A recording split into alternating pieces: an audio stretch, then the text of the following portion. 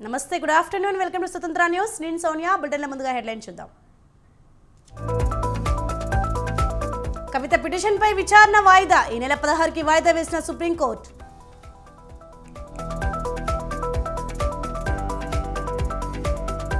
శాసనసభలో టీడీపీ సభ్యుల ఆందోళన. గవర్నర్ ప్రసంగం తప్పుల తడకగా ఉందని వాకౌట్.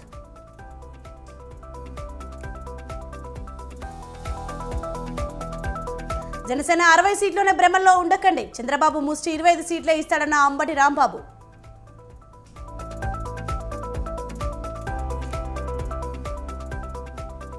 భువనగిరి విద్యార్థుల ఆత్మహత్య కేసులో దర్యాప్తు ముమ్మరం. 6గురిని అదుపులోకి తీసుకుని విచారిస్తున్న పోలీసులు.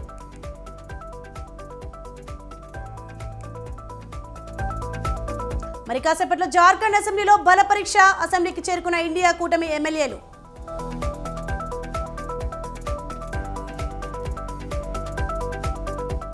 గ్రామీ అవార్డులో భారత్కు అపూర్వ గౌరవం. శంకర్ మహదేవన్ జకీర్ హుస్సేన్ ఆల్బమ్కు అవార్డు.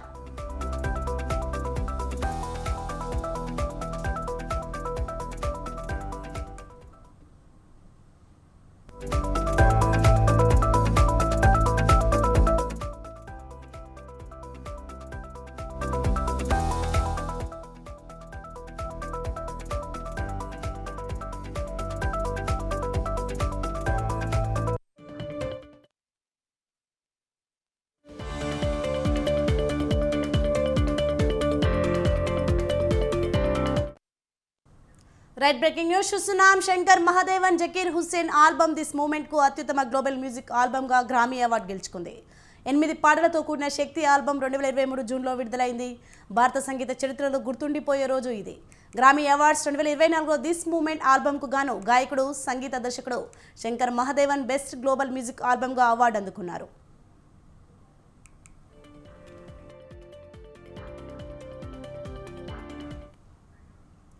ఉస్తాద్ జాకీర్ హుస్సేన్ చరిత్ర సృష్టించిన ఈ ఏడాది గ్రామీ వేడుకల్లో భారత్ మెరిసింది. 3 సార్లు గ్రామీ అవార్డు గ్రహీత భారతీయ స్వరకర్తి రికీ కేజ్ ఈ వార్తను ఎక్స్లో పంచుకున్నారు. ఈ ఆల్బమ్ ద్వారా 4 తెలివైన భారతీయ సంగీతకారులు గ్రామీ అవార్డులను గెలుచుకున్నారని ఆయన ప్రశంసించారు. జస్ట్ అమేజింగ్, భారతదేశం అన్ని వైపులా ప్రకాశిస్తుందన్నారు. శంకర్ మహదేవన్, సెల్వా గణేష్, వినాయకరామ్, గణేష్, రాజగోపాలన్, ఉస్తాద్ జాకీర్ హుస్సేన్ అద్భుతమని చెప్పారు. ఉస్తాద్ జాకీర్ హుస్సేన్ ప్రముఖ వేణువు వాద్యకారుడు రాకేష్ చౌరాసియా 2వ గ్రామీ అవార్డును గెలుచుకున్నారు. అదో అపూర్వం అని రికీ కేజ్ చెప్పారు.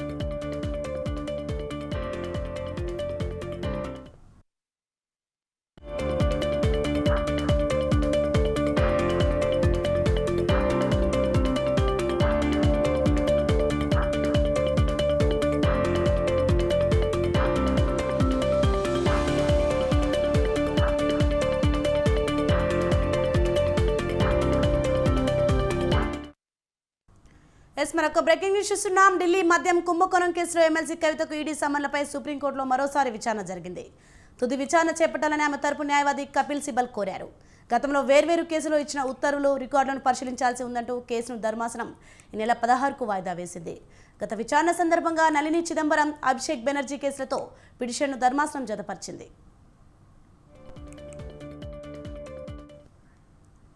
కవిత సమన్లు తీసుకోవట్లేదని, విచారణకు రావడం లేదని ఈడీ తరపు న్యాయవాది కోర్టు దృష్టికి తీసుకెళ్లారు. సమన్లు జారీ చేయబోమని గత విచారణలో చెప్పారని కపిల్ సిబల్ అన్నారు. అది ఒక్కసారికే పరిమితమని, ప్రతిసారి కాదని ఈడీ న్యాయవాది తెలిపారు. ఈడీ నోటీసులే చట్ట విరుద్ధమన్నది తమ వాదనని కపిల్ సిబల్ అన్నారు. అన్ని విషయాలను 16న జరిగే విచారణలో పరిశీలిస్తామని జస్టిస్ బేలా ఎం త్రివేది, జస్టిస్ పంకజ్ మిట్టల్ ధర్మాసనం స్పష్టం చేసింది.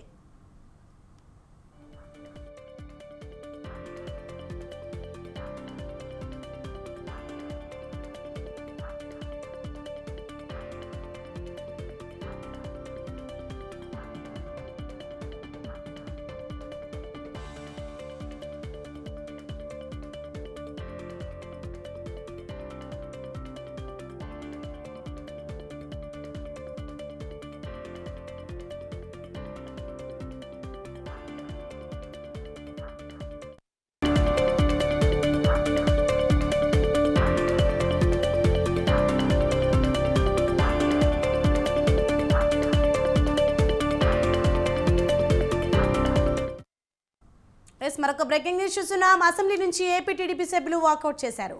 గవర్నర్ ప్రసంగం తప్పుల తడకగా ఉందని టీడీపీ సభ్యులు నిరసనకు దిగారు. గవర్నర్ ప్రసంగిస్తున్న సమయంలో పలు అంశాలపై టీడీపీ ఎమ్మెల్యేలు తీవ్ర అభ్యంతరం వ్యక్తం చేశారు. అసెంబ్లీ లాబీలో నినాదాలు చేపట్టారు. గవర్నర్ వెళ్లే దారిలో బైఠాయించేందుకు టీడీపీ సభ్యులు యత్నించగా వారిని మార్షల్స్ అడ్డుకున్నారు. అసెంబ్లీ లాబీలో కూడా లాఠీచార్జ్ చేస్తారా అంటూ టీడీపీ సభ్యులు ఆగ్రహం వ్యక్తం చేశారు.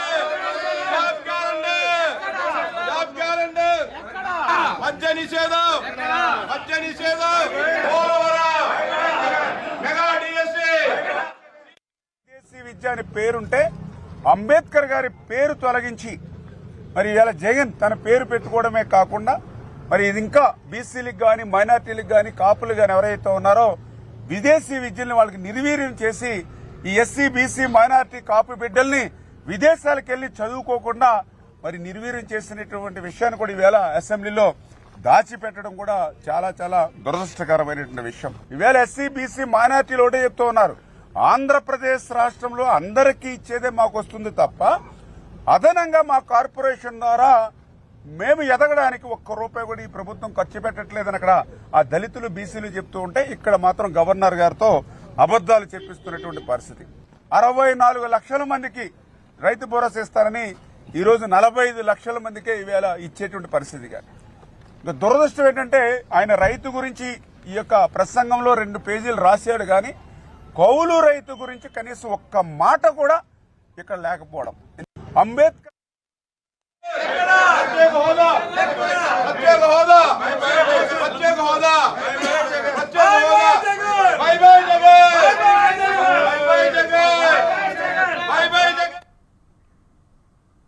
అసెంబ్లీకి వెళ్లే సభ్యులను అడ్డుకునే హక్కు పోలీసులకు ఎక్కడదని టీడీపీ ఎమ్మెల్యే నందమూరి బాలకృష్ణ మండిపడ్డారు. సచివాలయం అగ్నిమాపక కేంద్రం వద్ద బై బై జగన్ అంటూ ప్లకార్డులు పట్టుకుని టీడీపీ ఎమ్మెల్యేలు ఎమ్మెల్సీలు నిరసన తెలిపారు. బారికేడ్లు అడ్డుపెట్టి పోలీసులు వారిని అడ్డుకోవడంతో నేతలు వాగ్వాదానికి దిగారు. జాబ్ క్యాలెండర్ విడుదల ఎప్పుడు, పోలవరం పూర్తి ఎక్కడా అని నినాదాలు చేశారు. పనైపోయిన వైసీపీ ప్రభుత్వం గురించి ప్రత్యేకంగా చెప్పేందుకు ఏముంటుందని బాలకృష్ణ అన్నారు. తమను చూసి సీఎం జగన్ భయపడుతున్నారన్నారు. అసెంబ్లీకి వచ్చే నేతలకు అడ్డుకునే కొత్త సంప్రదాయానికి వైసీపీ ప్రభుత్వం శ్రీకారం చుట్టిందని దుయ్యబట్టారు. అనంతరం బారికేడ్లను తోసుకుంటూ కాలినడకన అసెంబ్లీకి వెళ్లారు. అంతకుముందు వెంకటపాలెంలో ఎన్టీఆర్ విగ్రహానికి టీడీపీ ఎమ్మెల్యేలు ఎమ్మెల్సీలు నివాళులర్పించారు.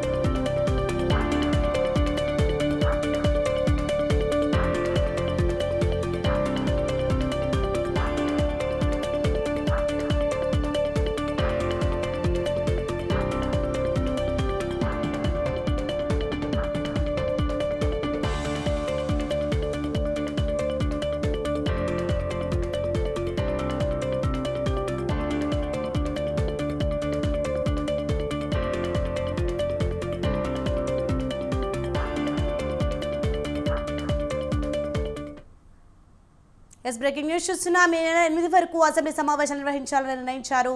ఈ మేరకు బీఏసీ సమావేశాలు నిర్ణయం తీసుకున్నారు.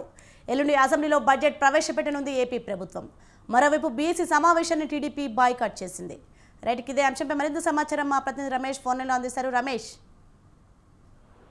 సోని, కొద్దిసేపటి క్రితమే ఏపీ శాసనసభ సమావేశం ముగిసింది. ఈ రోజు ఉభయ సభలను ఉద్దేశించి గవర్నర్ ప్రసంగించారు. గవర్నర్ ప్రసంగం తర్వాత బీఏసీ సమావేశమైంది. బీఏసీ సమావేశానికి సీఎం జగన్మోహన్ రెడ్డితో పాటు మంత్రులు పెద్దిరెడ్డి రామచంద్రారెడ్డి, ఆర్థిక మంత్రి బుగ్గన, అదేవిధంగా మంత్రి జోగి రమేష్ కూడా హాజరయ్యారు. ఈ శాసనసభ సమావేశాలను ఈ నెల 8వ తేదీ వరకు కొనసాగించాలని బీఏసీలో నిర్ణయం తీసుకున్నారు. ఈ నెల 7వ తేదీన రాష్ట్ర ప్రభుత్వం ఓటాన్ అకౌంట్ బడ్జెట్ ను శాసనసభలో ప్రవేశపెట్టనుంది. ఆ తర్వాత ఓటాన్ అకౌంట్ బడ్జెట్ కు 8వ తేదీన శాసనసభ ఆమోదించనుంది. ఇక రేపు శాసనసభలో ఈ రోజు గవర్నర్ చేసినటువంటి ప్రసంగానికి ధన్యవాద తీర్మానం ఉండబోతుంది. ఈ రోజు గవర్నర్ ఉభయ సభలను ఉద్దేశించి ప్రసంగించినటువంటి నేపథ్యంలో గవర్నర్ ప్రసంగానికి సభ రేపు చర్చించి ఆమోదం తెలపనుంది. ఇక ఈ రోజు శాసనసభ సమావేశాల్లో భాగంగా తెలుగుదేశం పార్టీ శాసనసభ్యులు ఉదయం సభ స్టార్ట్ అయిన తర్వాత గవర్నర్ ప్రసంగం కొనసాగిస్తున్నటువంటి నేపథ్యంలో ఆందోళన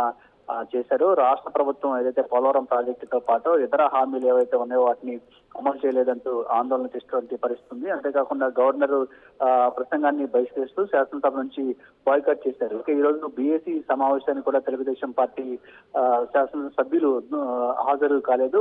బీఏసీ సమావేశాన్ని కూడా టీడీపీ బాయ్కాట్ చేసినటువంటి పరిస్థితి కూడా ఉంది. ఇక సీఎం జగన్మోహన్ రెడ్డి బీఏసీ సమావేశం ముగిసిన తర్వాత స్పీకర్ తో సమావేశమయ్యారు. శాసనసభ సమావేశాలు అంటే ఈ సమావేశాలు ప్రస్తుతం చివరివి కావడంతో స్పీకర్ ను సీఎం జగన్మోహన్ రెడ్డి మర్యాద పూర్వకంగా కలిసినట్టు తెలుస్తుంది. మొత్తంగా అయితే శాసనసభ సమావేశాలను ఈ నెల 8వ తేదీ వరకు నిర్వహించాలని బీఏసీలో నిర్ణయం తీసుకోవడం జరిగింది. శాసనసభ సమావేశాల్లో ప్రధానంగా ప్రభుత్వం ఏదైతే అమలు చేసినటువంటి సంక్షేమ కార్యక్రమాలు కావచ్చు, అభివృద్ధి కార్యక్రమాలకు సంబంధించి దీనిపైన చర్చించే ఆలోచనలో రాష్ట్ర ప్రభుత్వం ఉన్నట్టు కూడా తెలుస్తుంది. ఇక 7వ తేదీన బడ్జెట్ ను ప్రవేశపెట్టబోతుంది కాబట్టి బడ్జెట్ కి సంబంధించి కూడా బడ్జెట్ లో సంక్షేమ రంగానికి ఎక్కువ కేటాయింపులు ఉండే అవకాశం కూడా ఉందని తెలుస్తూ ఉంది. సోని, రమేష్.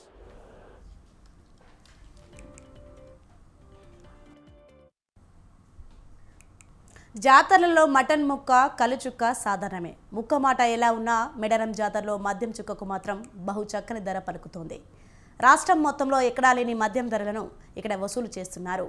ముడుపుల మత్తో బడాబాబుల మద్దతో తెలియదు కానీ ఆబ్కారీ శాఖ అధికారులు ముద్దు నిద్రలో జోగుతున్నారు. అతిపెద్ద మేడారం గిరిజన జాతరలో అధిక ధరలకు మద్యం విక్రయిస్తున్న వైనంపై స్వతంత్ర టీవీ ప్రత్యేక కథనం.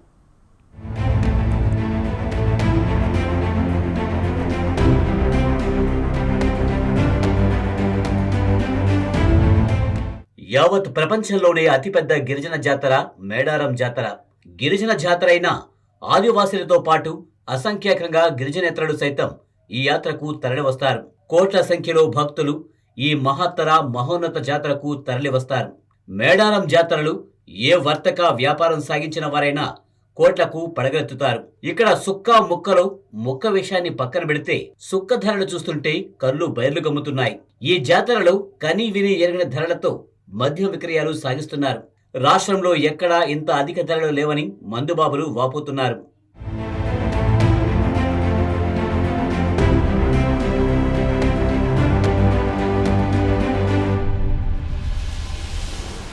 మేడారం సమ్మక్క సారలమ్మ జాతరలో మద్యం దుకాణం యజమానులు ఇష్టానుసారం ధరలు పెంచేసి విక్రయాలు సాగిస్తున్నారు. బాటిల్పై ఉన్న ఎంఆర్పీ రేటు కంటే క్వార్టర్ బాటిల్కు 50 రూపాయల చొప్పున మద్యం అమ్మకాలు సాగిస్తున్నారు. అదే ఫుల్ బాటిల్ అయితే 100 నుంచి 150 రూపాయలు అధికంగా వసూలు చేసి విక్రయాలు చేస్తున్నారు. అబ్కారీ శాఖ అధికారులకు ఈ విషయాన్ని తెలియజేస్తే పొంతనలేని సమాధానాలు ఇస్తున్నారు. మద్యం అమ్మకాలతో ప్రభుత్వానికి ఆదాయం రావడం మంచి విషయమే. అయితే అబ్కారీ శాఖ అధికారులు ముడుపులు స్వీకరించి చూసి చూడనట్లు వ్యవహరించడంపై యాత్రికులు మండిపడుతున్నారు.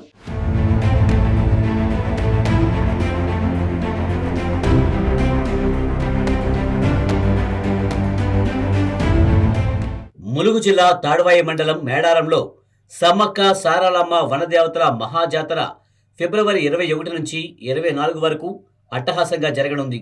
ప్రభుత్వ లాంఛనాలతో నిర్వహించే మేడారం జాతరకు కోట్లాది మంది భక్తులు తరలి రావడం ఆనవాయితీ. అయితే ఈ ఏడాది మేడారం జాతరకు నెల ముందు నుంచి భక్తుల తాకిడి అధికమైంది. యావత్ విశ్వంలోనే ఇంత పెద్ద గిరిజన జాతర మరెక్కడా జరగదనే విషయం అందరికీ తెలిసిందే. అధిక సంఖ్యలో వచ్చే భక్తులకు నిలువు దోపిడీ చేయడానికి మద్యం షాపుల యజమానులు రెడీ అయినట్లు తెలుస్తుంది. మేడారంలో, కొత్తూరులో బ్రాందీ షాపుల యజమానులు సిండికేట్ గా మారి దందా సాగిస్తున్నారు. ఎంఆర్పీ కంటే అధిక ధరలకు బెల్ట్ షాపులకు విక్రయాలు సాగించి జాతరకు వస్తున్న మద్యం ప్రియుల జేబులకు చిల్లులు పెడుతున్నారు. మేడారం జాతరలో 10 కిలోమీటర్ల మేర అడుగడుగునా బెల్ట్ షాపు ఉంది. ఈ దుకాణాలన్నింటికీ వీరి నుంచే మద్యం సరఫరా అవుతుంది. అనుమతి పొందిన మద్యం షాపు ఒక పక్క రిటైల్ గా అమ్ముతూ మరో పక్క అధిక ధరలకు బెల్ట్ షాపులకు విక్రయాలు సాగిస్తోంది.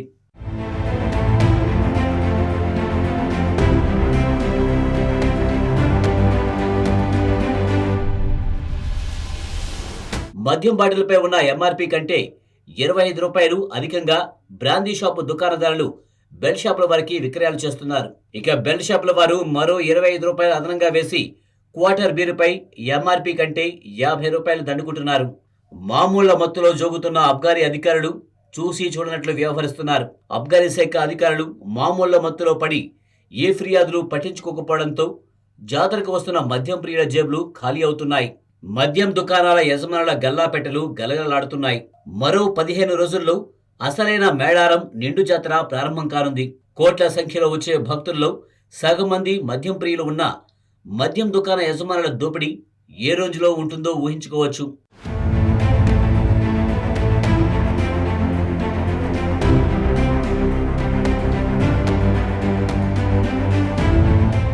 ఇప్పటికైనా అబ్కారీ అధికారులు తమ కర్తవ్యాన్ని గుర్తించి నిబంధనలు ఉల్లంఘించే మద్యం దుకాణదారులపై కఠిన చర్యలు తీసుకోవాలని పలువురు డిమాండ్ చేస్తున్నారు. అమ్మవార్ల జాతరకు వచ్చే మద్యం ప్రియులకు అన్ని బ్రాండ్లు ఎంఆర్పీ ధరలకే అందించేలా చర్యలు తీసుకోవాలని కోరుతున్నారు.